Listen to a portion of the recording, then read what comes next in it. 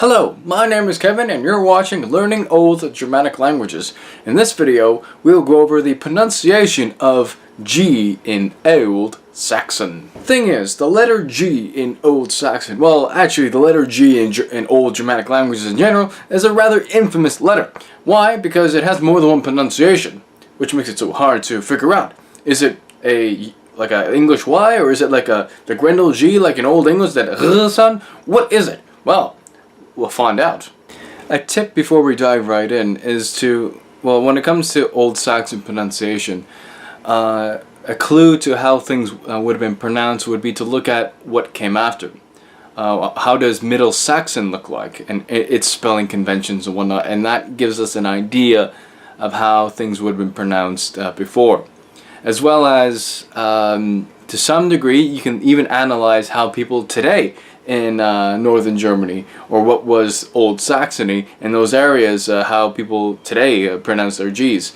And it's said that in Westphalia, the Saxon parts of Westphalia, that like even today, like they preserve some really old pronunciations and whatnot. So if for some of you who are really for Old Saxon, I'd highly recommend learning about all things Westphalia, because that's where anything really Saxon really was preserved the most. You know, people say that the Westphalian, well, language, well, I don't want to say that. Westphalian dialects or languages, if whatever you want to call it, it has been most conservative in their like pronunciations and whatnot, which is kind of cool. Anyway, let's move on. To begin, when G is geminated, or when it's doubled, if you will, G is pronounced as a stopped G, like a G sound, like frog G. So, like for example, the verb to say, I think it's segian. Yeah, segian. That would have that kind of G, back G is also called, because it's in the back of the mouth. The back G is a G sound. As well, you have the G sound is when you have G after N. So a word like singan, to sing.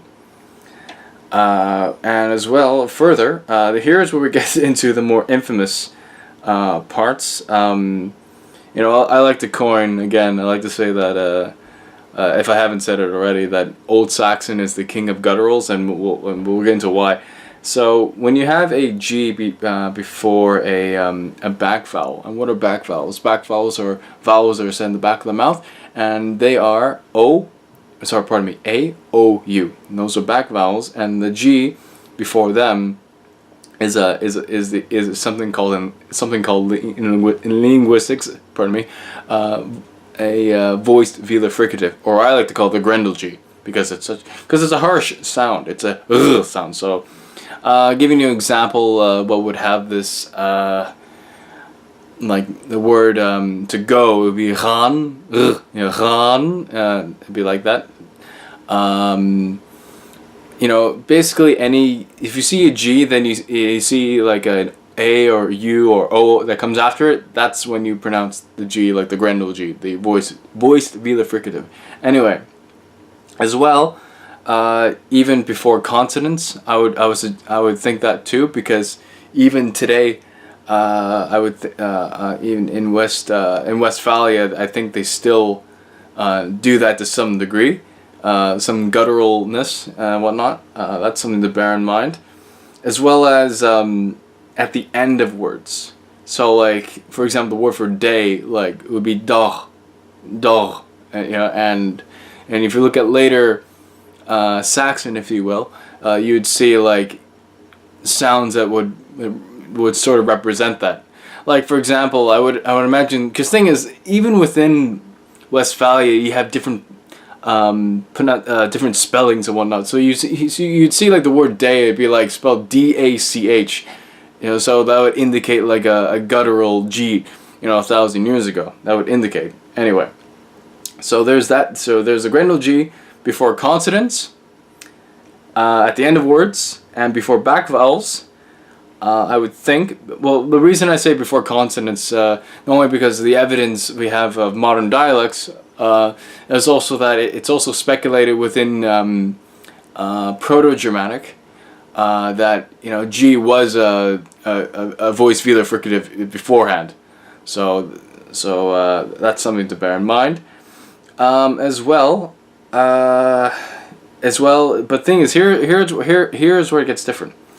G before front vowels. And what are front vowels? Front vowels are vowels that are in the front of the mouth, and they are the following of E, I, and if you do see Y and ash looks like the AE put together. You see that a lot in Old English, and rarely you see it in Old Saxon. And the reason why that's there, people would say that it's due to the Anglo-Saxon mission, where Anglo-Saxon missionaries had came to Old Saxony to convert them to Christianity, and their writing sort of got into Old Saxon, and but like very rarely you'd see ash in Old Saxon. But anyway, so those are front vowels, and the G and the pronunciation of that of that kind of G would be like an English Y sound. So let's go back to the verb to sing, singan. So if I were to say GI prefix, it would be, or GE prefix. Well, mostly you see GI prefix, and it says singan, singan. So it's like an English Y sound. Okay. Alright, that's going over some of the pronunciations. I hope I didn't leave any of them out. But apart from that, I think that's pretty much it. And I know I'm being quite tedious making one video on a specific letter. Well, yeah, because the thing is, this letter throws off a lot of people, and it's and there are a lot of people out there that want to be historically accurate, and they want to just know how things would have been pronounced like 1,000 years ago. And to be fair, we don't know exactly how these people would have sounded. I mean, this is all really hypothetical stuff and theoretical stuff too, and I mean, it's good educated guesses how things would have been pronounced. For those of you who are quite skeptic, well, how do we know that, Kevin, without any recordings? Well, it's through comparative linguistic evidence. So anyway, let's in summary, geminated, double G, if you will, is a G sound, ng, G. G, then a back vowel is a grendel G, the R sound, and back vowels are A, O, U. G in front of a before a front vowel, and front vowels are E, I, and should you ever see Y and ash, G, that kind of G is a Y sound as in English, English Y, excuse me. G at the end of words is a grendel G, a R sound, and G before consonants is a R sound as well, so the grendel G. And that is it for this video. I hope you found it useful in your Old Saxon learning. I hope I've made your experience much more easier now and whatnot.